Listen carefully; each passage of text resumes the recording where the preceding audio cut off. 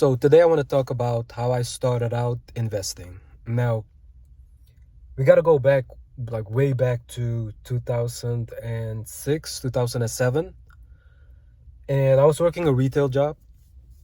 I didn't know that much about investing, and our company had a 401k. So a representative came in from the 401k company, and we had a meeting, and a bunch of people went to the meeting, and of course the representative talked about like the different things you need to think about, rolling over your assets, how to set up your 401k, some of the things that you can think about when you want to start investing into a 401k. Now, I was in the meeting and I looked around and I only saw like old people in the meeting. I didn't see any young people. And I'm like, everybody was like 50 plus. I was like one of the only like young people in the meeting.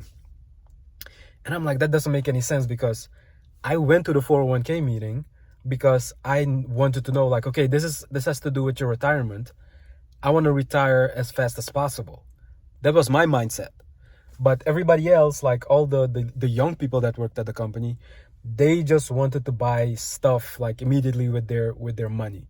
They wanted to buy like headphones, iPhones, shoes, bags, etc., etc. Like I already had the mindset of like, no, I want to start investing. I want to know what this is about so I can quit as fast as possible. Now, in the 401k meeting, I was still a little bit confused, but I got the gist of it. But I wanted to know a little bit more. So I went to like a local library and I started getting books about investing, and specifically like the dummies books, like Investing for Dummies, Mutual Funds for Dummies, etc., etc. So I started investing while I was working at the company. Didn't pay too much attention to it. And when I left the company, I had to roll over my 401k, which was a Roth, which was pre-tax, and I had to roll it over into a Roth. No, I think it was after taxes, either pre-tax or after. No, it was after tax.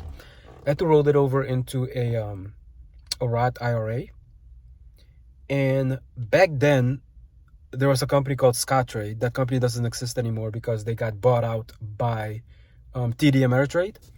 So I ended up rolling over my 401k into a Scottrade account.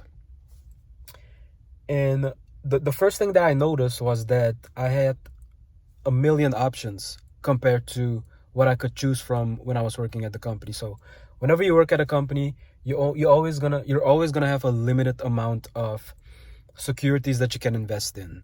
So there's probably gonna be a couple of index funds. You might invest in the company stock, and also a target date fund. Now, when I got into Scottrade, I noticed that I could invest in all these different individual stocks, mutual funds, bonds, etc., etc. And still don't know too much, even though I read a couple of the books on investing. But what I did do, and reading through the books and looking at advice online, a lot of people are talking about index funds and also ETFs. So I started investing in the S&P 500 index fund from Vanguard. That's the one that I invested in. And this was back in 2008 when I rolled it over. I left it. I didn't even look at it. And I came back maybe 3 years after that, 2008, 09, 10, 11. Yeah, 3 to 4 years. Logged into my account. And I noticed that even though I didn't have a lot of money invested, I did notice that the money that I did have invested grew a considerable amount. I think it grew by like 8 to 10% each year. And it was at that specific moment that I saw the progress of compounding. So you invest a little bit of money, and even though I didn't look at it every single year, I looked at it after 3 to 4 years, I noticed how my money grew. That sparked my interest a lot more in investing. So any other company that I worked at, I made sure to invest in the 401k, and especially get that match. Now, let's forward all the way to 2014.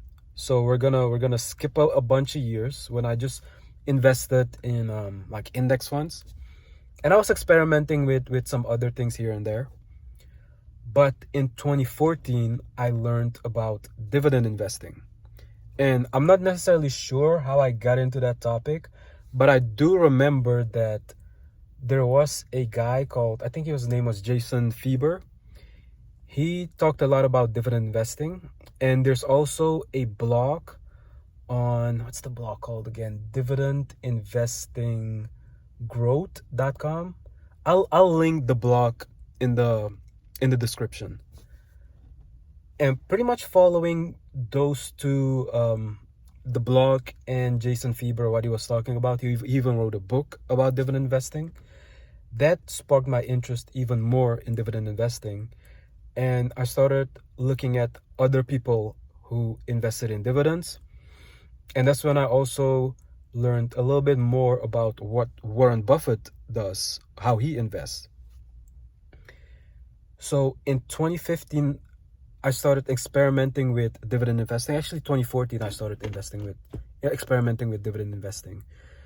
And whenever I would buy a company, I saw my value decline, which is kind of interesting.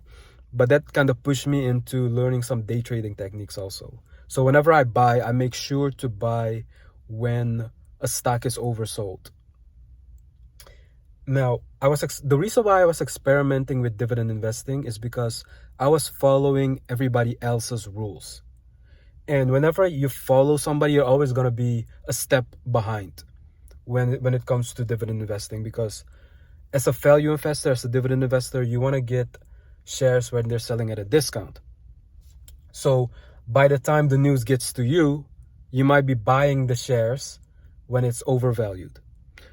So I was looking at all the metrics and how other people are investing in dividends, and then I took those metrics and kind of made them my own. So I put my own spin to it, and that's how I really got into dividend investing. Now, as a dividend investor, I don't invest every single day in the stock market. And sometimes I forget which metrics I need to look at.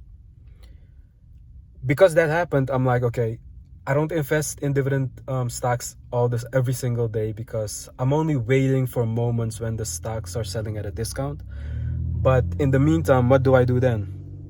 So I wrote down a quick manual, you would say, just for myself, on the different things that I look at when I want to invest in a dividend paying stock. Now, when I thought about it, I'm like, you know what?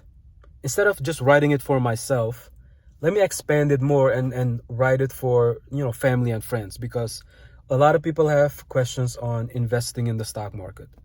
And it's not a topic that I can talk about in 1 minute, because people might ask me, what are you investing in? Why do you invest in these different things? And it takes a little bit longer than just a 1 minute conversation to explain stuff to them. So when I was writing my manual, I'm like, you know what? Instead of just making it for me, like a case study, things that I look at, let me expand it a little bit more, and let me make it for, friends and family that usually have questions about how to invest in the stock market. So I started writing my book. This was back in like 2015-ish, 2014, 2015. And then I thought about it, because while I was writing it, I kind of got into it, and I wanted to give even more information on stuff that I knew about. So I thought about, you know what? Instead of just writing it for myself and for my friends and family, let me write it for the world. So that's how I approached the book that I wrote, my very first book. And the book is called Smart Investors Keep It Simple. You can still get it on Amazon. You can get it on Audible also. So I published that book in, I think, late 2015 or 2016. I think I published it in 2015. You can see it on Amazon. Just look at the publishing date. And ever since then, 2015, I've been heavy into investing in dividend paying stocks, waiting for specific moments when stocks are selling at a discount. And even if you look in my book, you can see I still have the same maybe a little bit tweaked, but the same watch list that I have now of stocks that I pay attention to and look for or look towards buying, look into buying whenever they're selling at a discount. Now that's kind of my history when it comes to investing. Started in 20. Oh, nice. Looking at a cool airplane. Started investing in 2006 ish, and all the way up to like what 2022 now, 2023, 2022, and started investing in dividends heavily in like 2015. That's when I really got into dividend investing. And the cool thing that I liked about dividend investing is that I can buy an asset and still hold on to it while it's paying me a dividend. It's paying me passive income. So if you think about it, your asset might go up and down in value because look at what's happening in the stock market now. We're in a downturn. Even the crypto market isn't doing too well. But while I'm holding on to those dividend paying stocks, I'm still getting cash flow. I'm still getting money sent my way on a quarterly basis. Some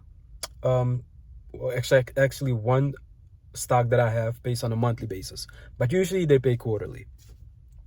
So I hope you like this video. I'm chilling in the park right now. Thought about making this quick video.